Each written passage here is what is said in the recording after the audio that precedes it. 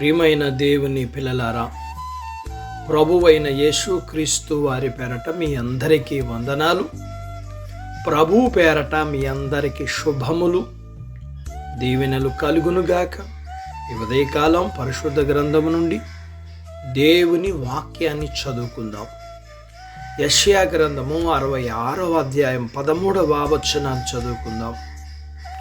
ఒకని తల్లి వానిని ఆదరించినట్లు నేను మిమ్మల్ని ఆదరించేదను. దేవుడు తన మాటలు మనందరి కొరకు దీవించునుగాక. ఆమేన్. తల్లి ఆదరణ, ఈ మాట ఎంత మృదువుగా ఉంది. తల్లి తన బిడ్డ దుఃఖాన్ని ఎలా అర్థం చేసుకుంటుందో, ఆ బిడ్డను తన గుండెలకు గట్టిగా హత్తుకుని బిడ్డ బాధనంతా తన హృదయంలోకి తీసుకోవడానికి ప్రయత్నిస్తుంది. ఒకవేళ ఆ బిడ్డ చెప్పుకోగలిగితే తన బాధ అంతటినీ తల్లితో చెప్పుకుంటుంది. ఎవరు ఓదార్చలేనంతగా ఆమె తన బిడ్డను ఓదార్చగలదు. తనను ఆదరించేవారు ఎంతమంది ఉన్నా బిడ్డకు తన తల్లి ఆదరణే గొప్పది. చిన్న బిడ్డలే కాదు, పెద్దవారు కూడా ఇంతే. తల్లి పాత్రలో తను ఇముడ్చుకుని దేవుడు మనతో మాట్లాడుతున్నాడు. ఇది నిజంగా ఎంత మంచితనం. ఆయన మనకు తండ్రిలా ఉన్నాడన్న విషయం మనకు బాగా తెలుసు. అయితే ఆయన తల్లిలా కూడా ఉంటాడా? అవును. ఆయన 2 విధాలైన ప్రేమలు కూడా మన ఎడల చూపించేవాడు. ఇది మనలను పరిశుద్ధమైన దైవ సాన్నిధ్యానికి, తిరుగులేని నమ్మకానికి, పవిత్రమైన విశ్రాంతికి ఆహ్వానిస్తుంది. దేవుడే మన ఆదరణకర్తగా ఉన్నప్పుడు ఎటువంటి దుఃఖం కూడా మనలో నిలిచి ఉండదు. మన కష్టాలను ఆయనతో చెప్పుకుందాం. మనకి ఎన్ని నిట్టూర్పులు, కన్నీళ్లు ఉన్నప్పటికీ ఆయనతో వాటిని పంచుకున్నప్పుడు ఆయన మనల్ని తృణీకరించక శ్రద్ధగా చేర్చుకుంటాడు. మన తల్లి కూడా మనలను త్రోసివేయదు కదా. మన తల్లి ఎలా మన బలహీనతను భరిస్తుందో అలాగే మన దేవుడు కూడా భరిస్తాడు. మన తల్లిలా దేవుడు కూడా మన అతిక్రమములను పరిహరించి మన దోషాలను క్షమిస్తాడు. మన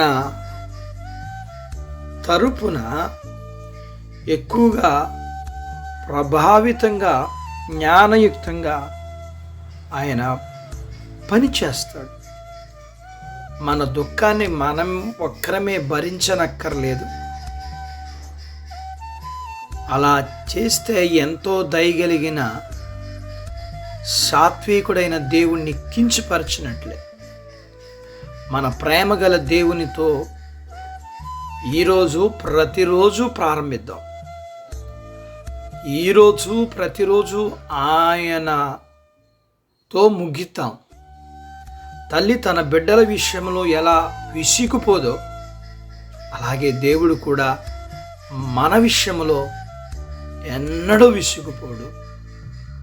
అట్టి దేవుణ్ణి కలిగి ఉండే బాధ్యత దేవుడు మానవాళంతటికి అనుగ్రహించునుగాక. ఆమేన్. ప్రార్థించుకుందాం. నాతో పాటు ఏకీభవించండి.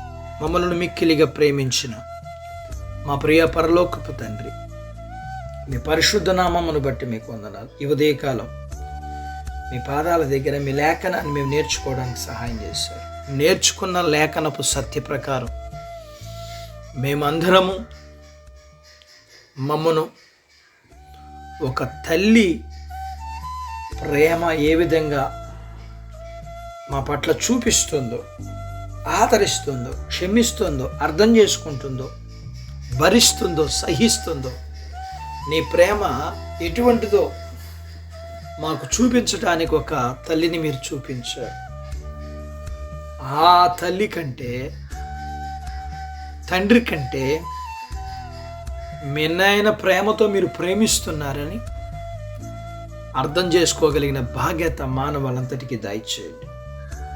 మీ ప్రేమను మీరు మాకు ప్రత్యక్షపరిచారు. మీరు పరలోకమును విడిచిపెట్టి భూమి మీదకి వచ్చి మానవాళి అంతటి కొరకు కలవరి సిలువలో ప్రాణం పెట్టారు.